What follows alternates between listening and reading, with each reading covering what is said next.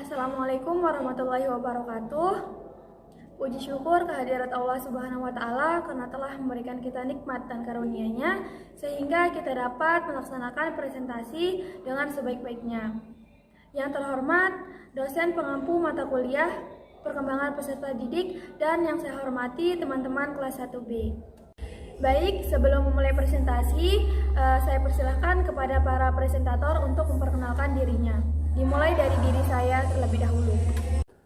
Perkenalkan, nama saya Wiwin Dwi Putri sebagai moderator dan presentator dari kelompok 1. Oke, bismillahirrahmanirrahim. Perkenalkan, di sini saya Rahikal Maktum sebagai presentator dari kelompok 1. Perkenalkan, nama saya Nisa Sarifah sebagai presentator dari kelompok 1. Perkenalkan, nama saya Amanda Isnaini sebagai presentator dari kelompok 1. Bismillahirrahmanirrahim. Perkenalkan, nama saya Enaya Rahmanul Fadila sebagai presentator dari kelompok 1. Oke, bismillahirrahmanirrahim. Di sini saya Sumarni sebagai presentator kelompok 1. Sekian. Baik, terima kasih. Selanjutnya, saya akan menjelaskan pengertian pertumbuhan dan perkembangan. Baik, di sini saya akan menjelaskan tentang pengertian pertumbuhan dan perkembangan. Pertumbuhan adalah suatu proses bertambahnya jumlah sel tubuh suatu organisme yang disertai dengan pertambahan ukuran, berat, dan tinggi yang bersifat irreversibel, di mana sifat irreversibel ini tidak dapat kembali pada keadaan semula. Dan pertumbuhan bersifat kuantitatif, di mana sifat kuantitatif ini dapat diukur di mana suatu organisme yang kecil menjadi lebih besar seiring dengan pertambahan waktu. Pertumbuhan ini berkaitan dengan perubahan besar jumlah dan ukuran atau dimensi tingkat sel organ maupun individu. Contoh dari pertumbuhan yang pertama yaitu bertambahnya berat badan, bertambahnya tinggi badan, dan bertambahnya lebar panggul.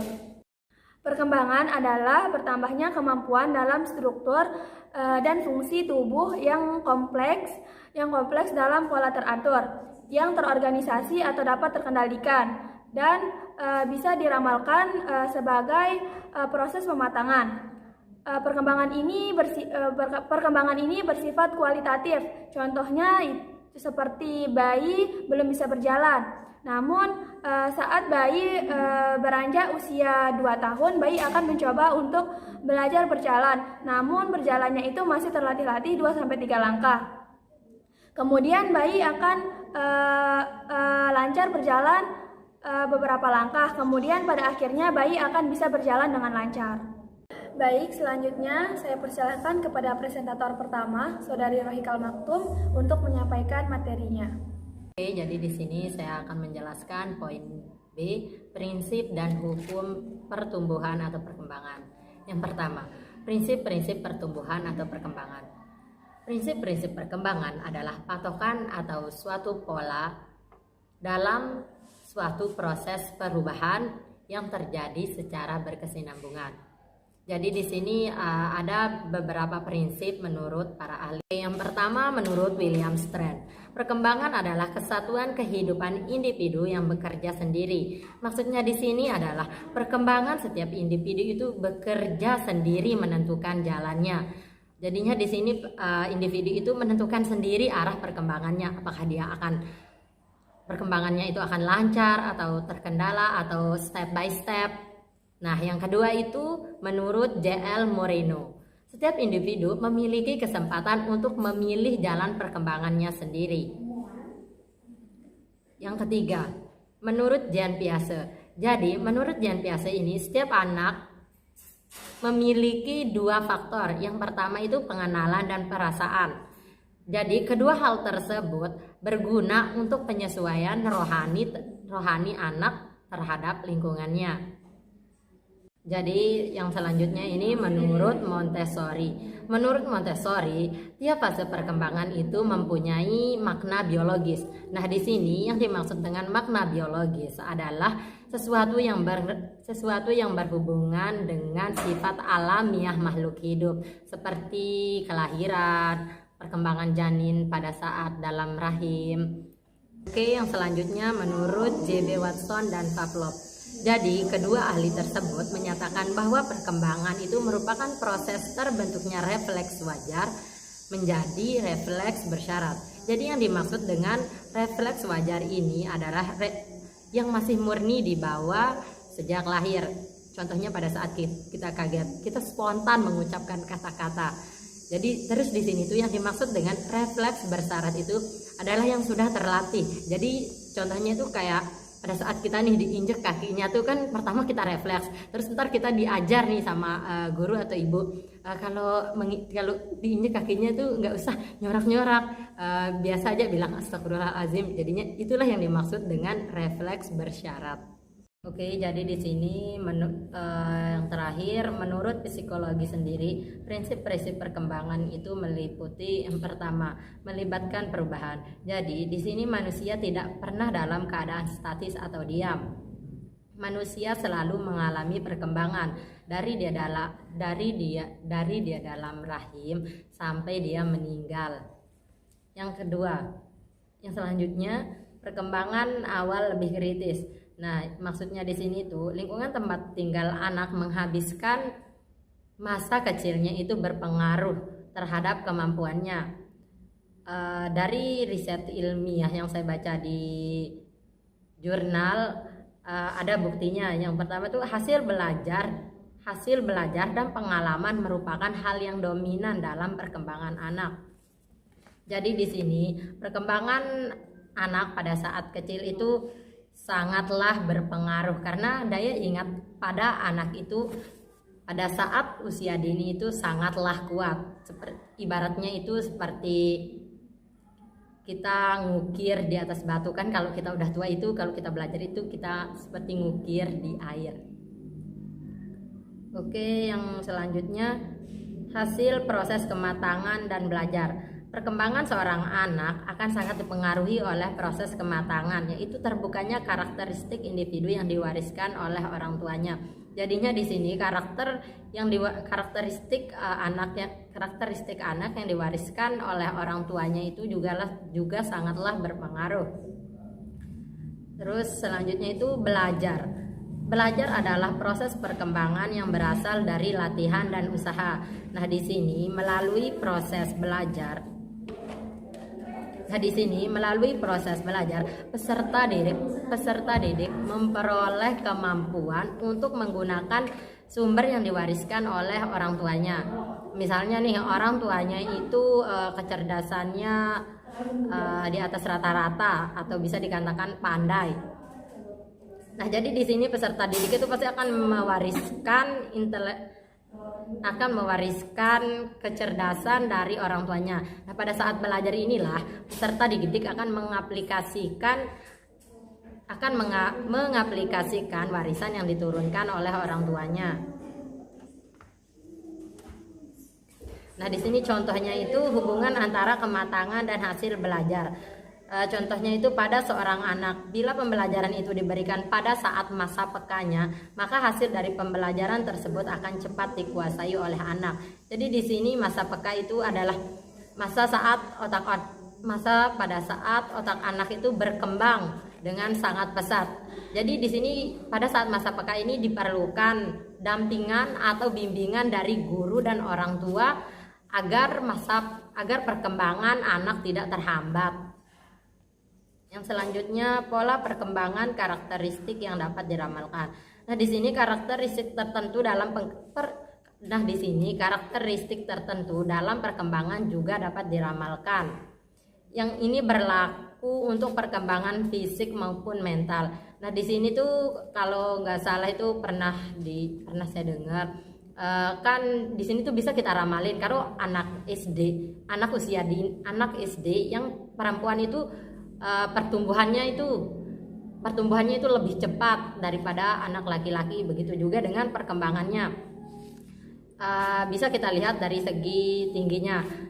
Anak perempuan pada saat dia SD itu lebih tinggi daripada anak laki-laki. Nah, itu namanya bisa diramalkan. Atau ada contoh lainnya itu seperti bayi. Bayi itu tidak mungkin dia berjalan terlebih dahulu. tidak mungkin dia bakal berjalan. Pasti dia akan mulai dari belajar merangkak, bakal pegangan di tembok, terus belajar berdiri. Nggak mungkin dia bakal langsung berdiri. Maksudnya nggak mungkin bakal bayi itu langsung jalan. Pasti dia bakal belajar dari merangkak, terus pegangan di tembok, terus belajar berdiri gitulah.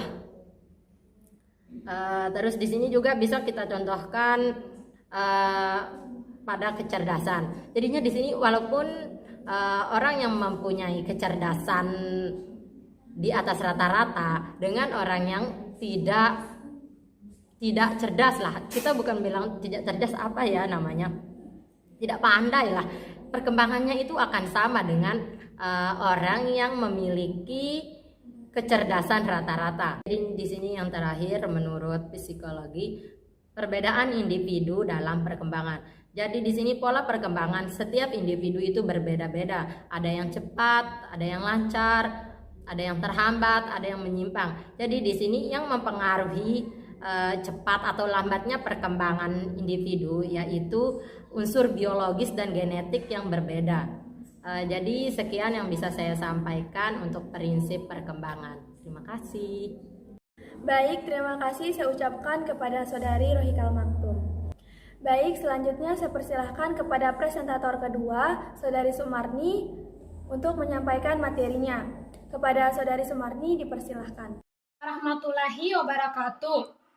Sebelumnya, saya ucapkan terima kasih kepada moderator karena telah memberikan saya kesempatan kepada saya untuk menyampaikan materi ini mengenai hukum pertumbuhan dan perkembangan. Langsung saja, hukum pertumbuhan dan perkembangan di sini menerangkan bahwa bagaimana peserta didik mengalami perubahan fisik dan mental, yang dimana perubahan fisik ini akan terjadi misalnya seperti perubahan dalam hal tinggi badan, berat badan, dan lain-lain. Dan perubahan mental, misalnya peserta didik ini akan mengalami perubahan dalam hal seperti peserta didik ini dulunya kan pemalu dan akan berubah menjadi peserta didik yang aktif. Dan perubahan ini akan terus-menerus dialami oleh peserta didik secara terus-menerus dan dari masa ke masa. Selanjutnya, hukum pertumbuhan dan perkembangan juga dapat dinyatakan sebagai suatu konsepsi yang biasanya bersifat dedukatif. Maksudnya di sini yaitu misalnya nih, kita sebagai guru nih ya, kita tuh harus berpikir bagaimana cara kita itu bisa dengan mudah ditangkap dan ditangkap oleh peserta didik, baik dalam hal kita harus melakukan pendekatan. Intinya kita tuh harus tahu bahwa apa yang kita sampaikan dan apa yang kita ajarkan itu bisa membuat peserta didik itu senang dan nyaman terhadap kita. Selanjutnya, saya akan membahas macam-macam hukum pertumbuhan dan perkembangan. Yang pertama, hukum pertumbuhan. A. Menurut Satoto 1993, ada dua hukum pertumbuhan fisik, yaitu 1. Hukum Cepa-Lakadual. Dalam hukum ini, pertumbuhan dimulai dari kematangan bagian kepala terlebih dahulu dibandingkan daerah lain-lainnya. Kemudian berlanjut ke bagian tubuh yang lainnya. Misal nih ya, pada janin. Seorang bayi yang baru lahir kan mempunyai bagian dan alat pada kepala yang lebih matang. Dan bayi tersebut bisa menggunakan mulut dan matanya lebih cepat dibandingkan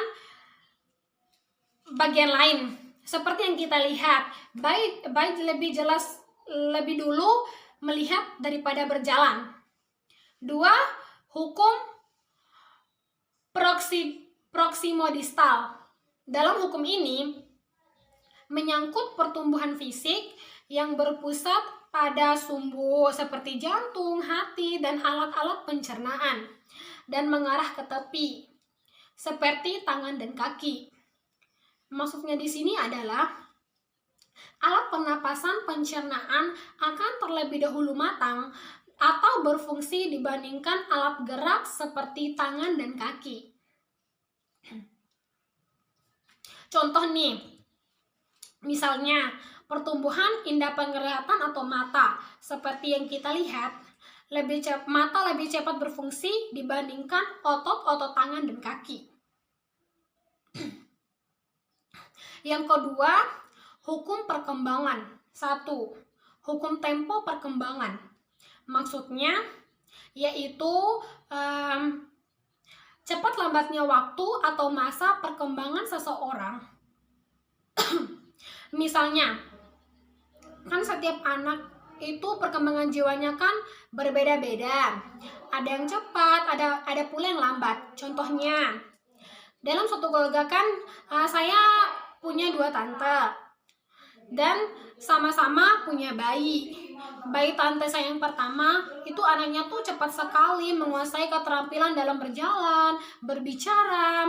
Sedangkan anak tante saya yang kedua itu sangat lambat menguasai keterampilan dalam berbicara maupun berjalan. Sampai menunggu sekitar 10 bulan lah. Dari situ dapat kita simpulkan bahwa masing-masing anak memiliki tempo dan atau masanya sendiri untuk berkembang. 2. Hukum irama perkembangan.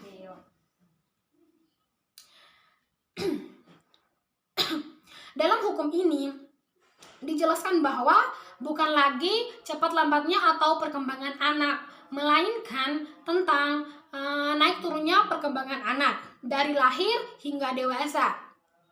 Terkadang ada anak mengalami kemunduran dalam suatu bidang perkembangan tertentu.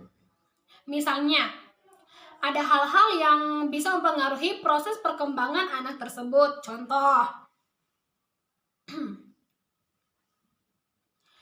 anak ini punya trauma, punya pengalaman kecelakaan, dan semenjak itu, kejadian itu, saya tuh sangat trauma, dan apa-apa yang terjadi atau berkaitan dengan jalan raya tuh saya langsung takut gitu, sehingga proses perkembangan saya tuh menjadi lambat dan terhambat. 3. Hukum rekapitulasi. Hukum rekapitulasi ini, maksudnya ini yaitu pengulangan atau ringkasan kehidupan manusia yang berlangsung sangat lama dan sangat lama gitu. Misalnya, anak ini melakukan pengulangan karena adanya kesamaan perlakunya sama nenek moyangnya ratusan tahun lalu, bahkan abad yang lalu. 4. Hukum masa peka, yaitu hukum masa di mana fungsi perkembangan berada pada tahap yang paling baik dan pesat. Oleh karena itu, kita sebagai ibu harus melayani dan memberikan kesempatan kepada anak supaya berkembang dengan baik. Contohnya, misalnya anak pada umumnya untuk berjalan itu pada tahun kedua dan untuk menggambar itu pada tahun kelima. Dan kita sebagai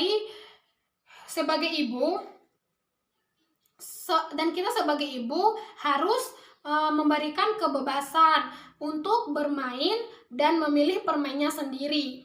Apa yang dia sukai oleh anak tersebut, kita tuh hanya bisa memantau, jangan melarang ya.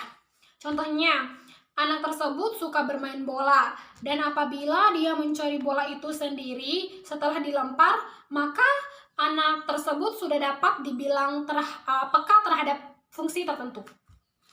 5. Fungsi Trujilter atau masa menentang, di mana Hukum ini menjelaskan pada saat anak akan mulai berubah menjadi memberontak dan menjadi keras kepala, suka menentang, karena pada masa ini sedang dalam fase menemukan dirinya sendiri, atau seperti bisa dibilang menemukan jati dirinya sendirilah gitu. 6.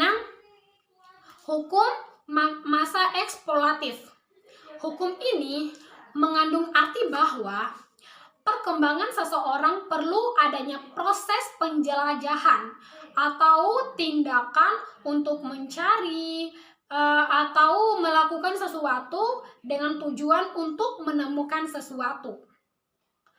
7. Hukum pertahanan diri. Hukum ini mengandung arti bahwa setiap orang memiliki potensi untuk mengembangkan sesuatu yang dimilikinya, dan ini memerlukan usaha yang aktif dan kreatif. Contoh, misalnya seorang anak nih punya bakat nyanyi. Untuk mengembangkan bakat tersebut, anak tersebut itu harus terus berlatih terus. Ya kalau perlu ya latih vokal dulu ya. Dan itulah usaha yang dilakukan untuk mengembangkan bakatnya. Cukup sekian yang bisa saya sampaikan. Terima kasih kepada Saudari Sumarni karena telah menyampaikan materinya dengan baik. Baik, materi selanjutnya akan disampaikan oleh presentator ketiga, yaitu Saudari Amanda Isnaini. Kepada Saudari Amanda Isnaini dipersilahkan. Baiklah, di sini saya akan menyampaikan materi ketiga tentang faktor yang mempengaruhi pertumbuhan dan perkembangan peserta didik. Yang pertama, faktor yang mempengaruhi pertumbuhan. Faktor yang mempengaruhi pertumbuhan itu ada 3. Yang pertama, faktor genetik atau faktor keturunan. Yang kedua, faktor asupan. Dan yang ketiga, faktor lingkungan. Dalam hal ini, hereditas dapat diartikan sebagai totalitas karakteristik yang dimiliki individu yang diwariskan oleh orang tua kepada anak, atau sebagai potensi baik itu fisik ataupun psikis yang dimiliki individu sejak masa konsepsi sebagai pewarisan dari pihak orang tua melalui gen-gen. Faktor ini sangat berpengaruh dalam proses pertumbuhan dari bayi sampai dewasa. Nah, biasanya faktor genetik ini sangat sulit untuk dirubah karena sudah terbentuk dan melekat pada si manusia sejak mereka lahir. Dan apabila bisa dirubah, itu pun memerlukan waktu yang cukup lama untuk mengubahnya. Nah, contoh faktor-faktor genetik manusia yang pertama itu seperti postur tubuh, warna rambut, warna kulit, warna mata, sifat. Baiklah, kemudian faktor yang kedua yaitu faktor asupan. Nah, faktor asupan ini juga sangat berpengaruh dalam pertumbuhan manusia. Dengan pemberian asupan yang cukup seperti makanan yang bergizi, kemudian vitamin yang cukup, buah-buahan, kemudian sayuran, dan lain-lain secara teratur dalam proses pertumbuhan seorang individu, maka akan terbentuklah individu yang sehat baik secara fisik maupun psikis. Nah, kemudian faktor yang mempengaruhi pertumbuhan yang terakhir adalah faktor lingkungan. Faktor lingkungan merupakan cara pembelajaran para manusia dalam pembangunan karakter secara alamiah. Dengan kata lain, proses belajarnya itu secara otomatis. Maka dengan itu, lingkungan juga sangat berpengaruh dalam pembangunan karakter seseorang. Apabila faktor gen dan asupannya itu sudah terpenuhi dengan baik, akan tetapi seorang individu itu tidak bergaul dengan orang yang baik, di situ akan terbentuklah individu yang tidak baik pula, karena faktor lingkungan itu juga sangat berpengaruh dalam pertumbuhan seorang individu. Terima kasih saya ucapkan kepada Saudari Amanda Isnaini. Materi selanjutnya akan disampaikan oleh presentator keempat, yaitu Saudari Anissa Saripah. Kepada Saudari Anissa Saripah dipersilahkan. Oke, baik, di sini saya akan melanjutkan penjelasan dari pemateri sebelumnya. Di sini saya akan menjelaskan mengenai faktor perkembangan peserta didik. Faktor perkembangan peserta didik itu ada dua, ada faktor internal dan ada faktor eksternal. Yang pertama faktor internal. Faktor internal ini merupakan faktor yang berasal dari dalam diri peserta didik. Yang pertama itu ada faktor genetika. Faktor gen merupakan pewarisan sifat yang dibawa oleh anak sejak lahir, bisa berbentuk tinggi badan, terus postur tubuh, warna kulit, dan lain sebagainya. Selanjutnya faktor fisiologis. Faktor fisiologis ini merupakan kondisi fisik individu. Faktor fisiologis ini dipengaruhi oleh beberapa faktor. Yang pertama ada tubuh dan warna kulit. Tubuh dan warna kulit ini dapat mempengaruhi pertumbuhan dan perkembangan individu sesuai dengan tahap perkembangannya. Selanjutnya yang kedua ada faktor gizi dan asupan. Faktor gizi dan asupan ini tentu berpengaruh pada perkembangan anak, di mana apabila anak tersebut dapat mengonsumsi makan makanan yang bergizi, 4 sehat 5 sempurna, maka perkembangan anak tersebut akan menjadi lebih baik dan lebih cepat dibandingkan anak yang tidak mendapatkan makanan yang bergizi, asupannya kurang, maka perkembangan anak tersebut menjadi tidak baik dan menjadi lebih lambat. Selanjutnya cacat dan penyakit. Cacat dan penyakit ini juga berpengaruh pada perkembangan peserta didik. Mengapa? Ketika ada peserta didik misalnya dia cacat dari lahir, misal dia tidak bisa berbicara atau bisu, dia buta, tuli, atau bahkan mungkin ada organ tubuhnya yang kurang, maka perkembangan anak tersebut menjadi terhambat karena ada salah satu organ tubuh, fungsi organ tubuh yang tidak berfungsi. Nah, dibandingkan dengan anak yang sehat jasmani, maka anak tersebut akan lebih mudah berkembang. Nah, terus berhubungan dengan penyakit itu juga berpengaruh pada perkembangan anak. Kenapa? Karena kan misal ada nih anak, ada 2 orang anak, si A dan si B. Si A ini dia mengalami penyakit, dia misalnya tipes. Nah, si B ini dia sehat, maka perkembangan si A ini akan lebih lambat dibandingkan si B. Selanjutnya yang ketiga itu ada faktor psikologis. Faktor psikologis ini berkaitan dengan kemampuan intelektual dan kemampuan berpikir individu. Tentu setiap individu atau peserta didik itu memiliki kemampuan intelektual dan kemampuan berpikir yang berbeda-beda. Ada anak yang cepat dalam berpikir, ada juga yang lambat. Hal ini akan berpengaruh pada perkembangan anak tersebut. Anak yang memiliki kemampuan berpikir lebih tinggi itu perkembangannya akan lebih cepat dibandingkan dengan anak yang memiliki kemampuan berpikir lebih rendah, maka perkembangan anak tersebut juga menjadi lebih lambat. Nah, faktor psikologis ini dipengaruhi oleh beberapa faktor. Yang pertama ada hormon. Hormon merupakan zat yang berfungsi mengendalikan fungsi yang ada di dalam tubuh. Nah, hormon ini tentu berpengaruh pada perkembangan yang ada pada anak. Mengapa? Karena hormon ini yang mengendalikan fungsi yang ada pada tubuh anak tersebut. Apabila hormon yang dimiliki anak tersebut baik, maka perkembangannya juga menjadi lebih baik. Tetapi apabila hormonnya tidak baik atau tidak dapat mengendalikan fungsi yang ada di dalam tubuh anak tersebut, maka perkembangannya juga menjadi kurang baik. Selanjutnya intelijensi. Intelijensi ini berkaitan dengan kecerdasan yang dimiliki oleh setiap individu. Tentu setiap individu itu memiliki tingkat kecerdasan yang berbeda-beda. Intelijensi atau tingkat kecerdasan ini tentu sangat berkaitan dengan otak, karena otak yang mengendalikan semua fungsi yang ada di tubuh. Setiap anak itu kan memiliki tingkat kecerdasan yang berbeda-beda, tergantung kemampuan otaknya. Apabila kemampuan otaknya itu baik, maka anak itu akan menjadi lebih cerdas dan akan berkembang lebih baik dibandingkan dengan kemampuan otak yang lebih rendah. Maka anak tersebut akan maka perkembangan anak tersebut juga lebih rendah dan kecerdasan yang dimiliki juga lebih rendah. Selanjutnya yang ketiga itu motivasi. Motivasi ini merupakan dorongan yang harus ada untuk mendorong anak tersebut agar dia mau belajar dan mau berkembang. Karena dengan belajar anak tersebut akan berkembang. Nah, di sini di sekolah peran guru sangat dibutuhkan dalam motivasi, di mana guru itu harus mampu untuk mendorong siswanya agar mau belajar, agar siswanya itu tidak malas belajar. Bagaimana sehingga guru itu harus tahu bagaimana nih motivasi yang cocok untuk anak didiknya agar anak didiknya itu mau belajar dan mau berkembang. Salah satu misalnya contohnya itu guru dapat mengajak anaknya belajar sambil bermain sehingga mereka tertarik untuk mengikuti pembelajaran dan anak tersebut juga akan berkembang jadi lebih baik. Selanjutnya ada faktor sikap. Nah, sikap ini dapat mempengaruhi keberhasilan dalam proses belajar mengajar.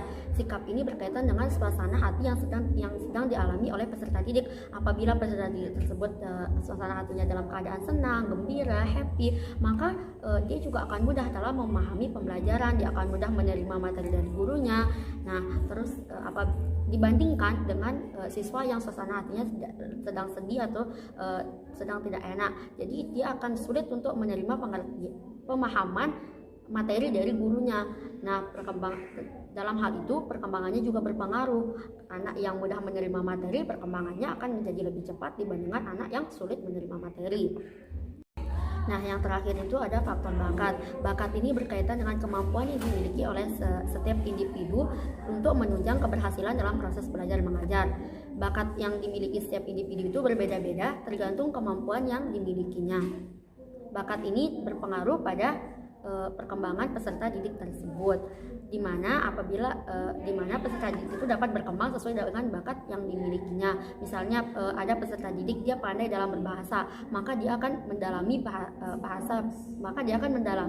hal-hal yang berkaitan dengan bahasa tersebut sehingga bakatnya itu menjadi lebih berkembang. Selanjutnya yang kedua ada faktor eksternal. Faktor eksternal itu adalah faktor yang berasal dari luar peserta didik atau luar individu. Nah, ada beberapa faktor eksternal yang mempengaruhi perkembangan peserta didik. Yang pertama ada faktor biologis. Faktor biologis ini adalah faktor yang berasal dari luar peserta didik tersebut dari awal kehidupannya. Dari awal kehidupannya bisa berasal dari ayah atau ibunya, misalnya tinggi badannya, terus warna bola matanya, warna kulitnya, dan lain sebagainya. Dalam faktor biologis ini juga terdapat perbedaan antara anak laki-laki dan anak perempuan. Anak laki-laki biasanya lebih kuat dibandingkan anak perempuan. Namun pada proses pendewasaannya, anak perempuan lebih cepat dewasa dibandingkan dengan anak laki-laki.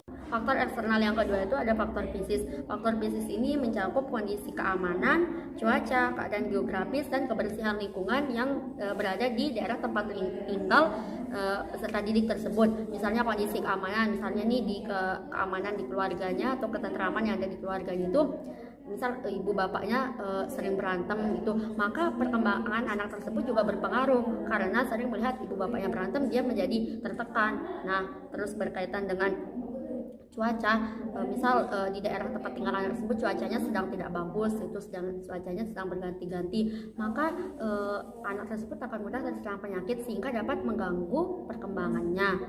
Nah, terus berkaitan dengan kondisi geografis itu, misal anak tersebut tinggal di daerah terpencil atau pelosok yang fasilitas kesehatannya tidak memadai, terus fasilitas untuk sekolah juga kurang memadai, maka perkembangan anak tersebut menjadi terhambat, karena apabila anak tersebut sakit dia akan sulit untuk diobati karena di daerahnya itu masih sulit fasilitas kesehatan. Terus berkaitan dengan kebersihan lingkungannya juga tentu berpengaruh pada perkembangan anak, karena kebersihan lingkungan itu berpengaruh pada dapat menunjang bagaimana kesehatan anak tersebut. Apabila lingkungannya itu bersih, maka anak tersebut akan menjadi sehat. Nah, apabila lingkungannya kotor, maka anak tersebut akan mudah terserang penyakit. Jadi itu juga berpengaruh pada perkembangan anak tersebut. Faktor eksternal yang keempat ada faktor ekonomi.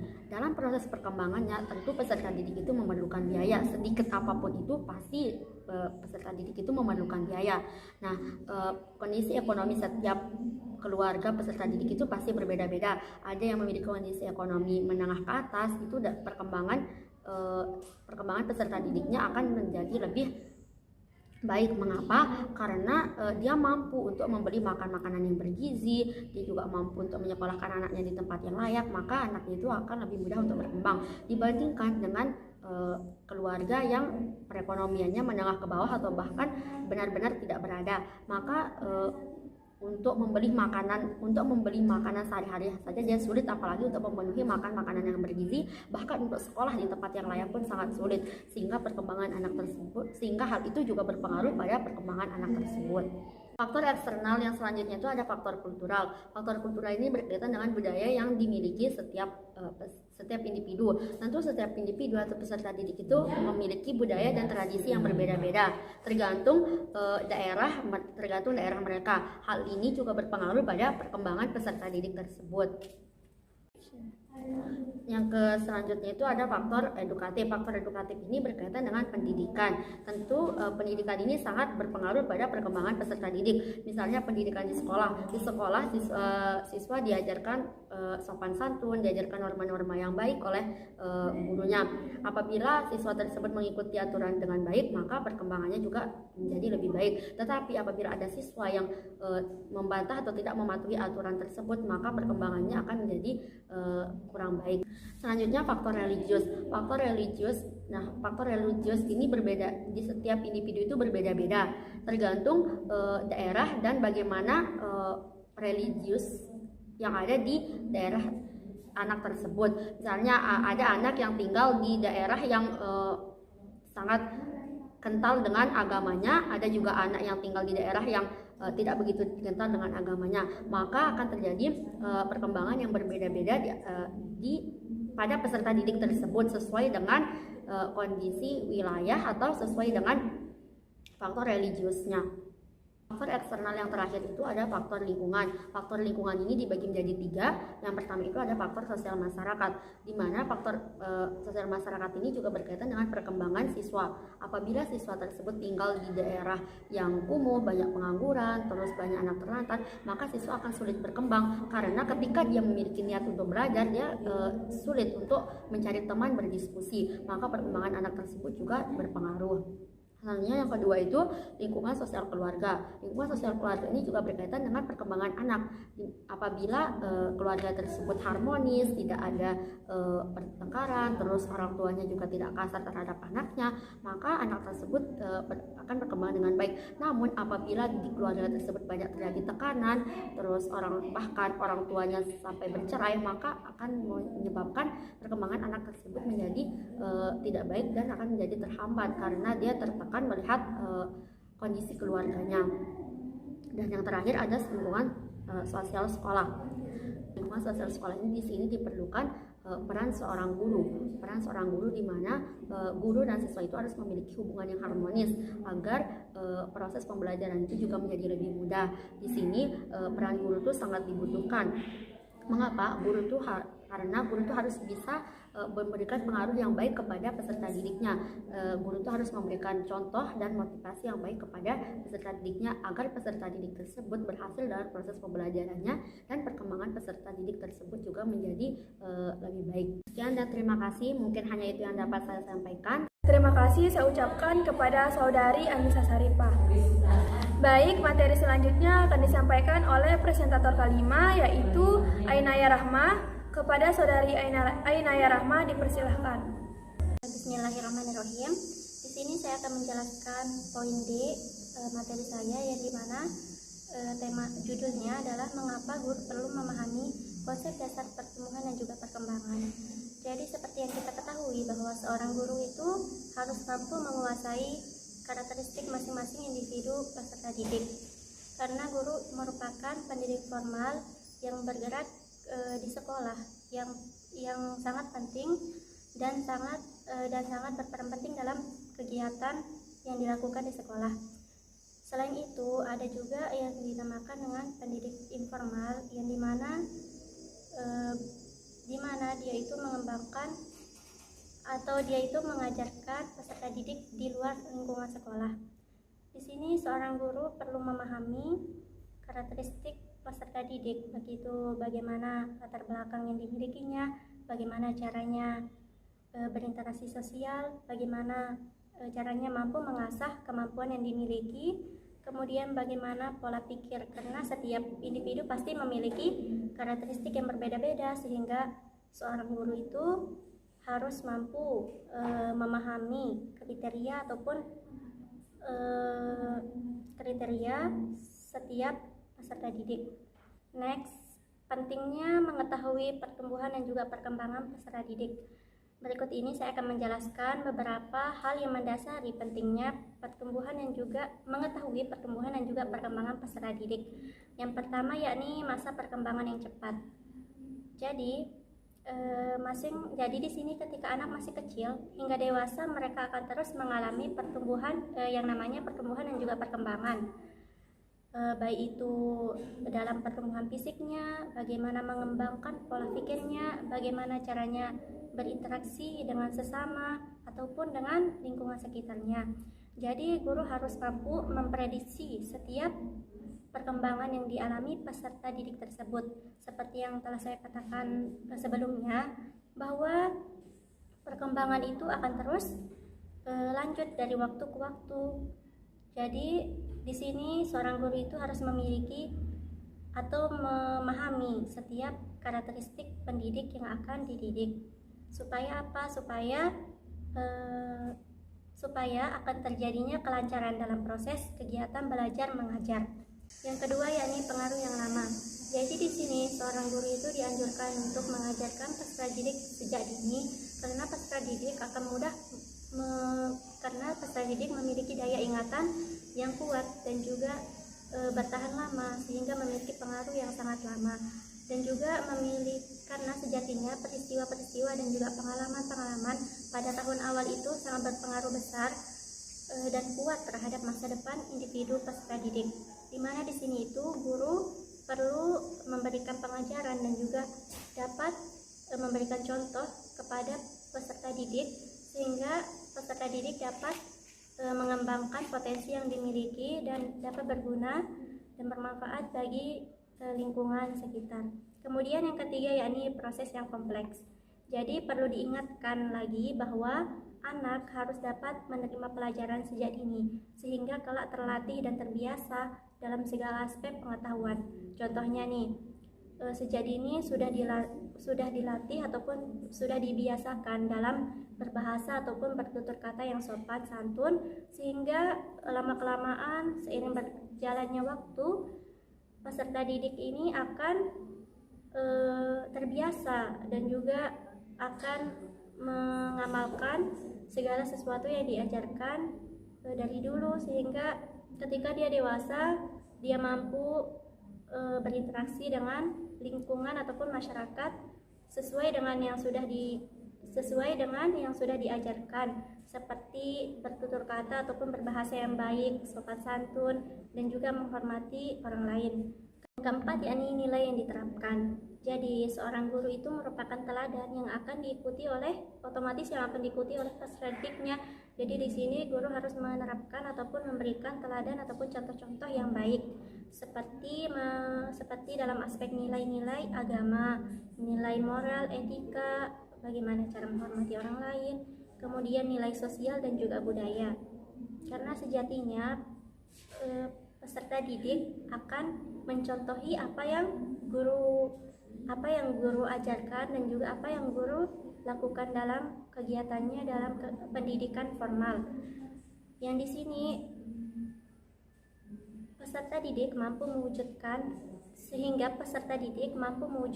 karakternya yang beriman dan bertakwa kepada Tuhan Yang Maha Esa, kemudian jujur, bertanggung jawab, berani mengutarakan pendapatnya, kemudian juga memiliki rasa hormat tinggi kepada sesama, kemudian juga dapat memiliki moral dan juga etika yang baik dan sopan sehingga terciptanya kegiatan belajar mengajar yang baik. Kemudian yang terakhir yakni masalah yang menarik.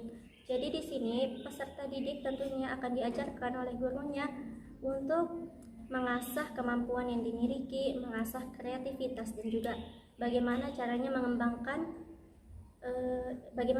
bersikap inovatif terhadap apa yang ada di lingkungan sekitar. Contohnya nih, guru memberikan praktek atau memberikan tugas praktik kepada peserta didiknya, seperti memberikan tugas untuk mengolah sampah-sampah yang dapat didaur ulang dan dapat dimanfaatkan kembali. Contohnya nih, peserta didik diberikan tugas untuk mengolah sampah seperti botol bisa dirubah menjadi pot, kemudian plastik-plastik kopi ataupun plastik yang bisa dirubah menjadi tas, kemudian ada juga kreativitas yang lainnya. Sehingga di sini dapat mengembangkan kreativitas dan meningkatkan ide-ide yang dimilikinya, sehingga dapat mengeluarkan bakat-bakat yang dimiliki, dan juga sangat berpengaruh lama terhadap perkembangan peserta didik. Mungkin sekian dari saya. Terima kasih saya ucapkan kepada Saudari Ainaya Rahma. Selanjutnya materi terakhir akan disampaikan oleh Saudari Amanda Isnaini. Kepadanya dipersilahkan. Baiklah, saya akan menjelaskan materi terakhir, yaitu manfaat mempelajari materi pertumbuhan dan perkembangan peserta didik bagi pendidik. Apa sih manfaat yang kita dapatkan dari mempelajari materi ini? Nah, manfaat yang kita dapatkan yang pertama itu adalah memberikan gambaran tentang perkembangan manusia sepanjang rentang kehidupan beserta faktor-faktor yang mempengaruhinya, yang meliputi aspek fisik, intelektual, emosi, sosial, dan juga moral. Kemudian manfaat yang kedua yang bisa kita dapatkan adalah memberikan gambaran tentang bagaimana proses pembelajaran yang tepat sesuai dengan tahapan perkembangan peserta didik. Kemudian manfaat yang ketiga yaitu kita akan mempunyai ekspektasi yang nyata tentang peserta didik. Misalnya, akan diketahui pada umur berapa sih peserta didik mulai berbicara dan mulai mampu berpikir abstrak, atau akan diketahui pula pada umur berapa peserta didik tertentu akan memperoleh keterampilan perilaku dan emosi khusus. Dan manfaat yang keempat yang bisa kita dapatkan adalah pengetahuan tentang perkembangan peserta didik akan membantu kita untuk merespon sebagaimana mestinya pada perilaku tertentu dari peserta didik. Kemudian yang kelima, pemahaman tentang perkembangan peserta didik akan membantu mengenali berbagai penyimpangan dari perkembangan yang lain. Kemudian, adapun manfaat-manfaat yang didapatkan oleh peserta didik ketika mempelajari materi ini, yang pertama adalah memiliki pengetahuan tentang konsep-konsep perkembangan peserta didik yang meliputi individu dalam menjalani tahapan perkembangan dari prenatal hingga lanjut usia. Kemudian manfaat yang kedua adalah mampu menerapkan pengetahuan yang dimiliki dalam proses pembelajaran sesuai tahapan perkembangannya. Sekian dari saya. Terima kasih atas perhatiannya. Mohon maaf apabila ada kesalahan dalam penyampaian materi. Sekian, wassalamualaikum warahmatullahi wabarakatuh.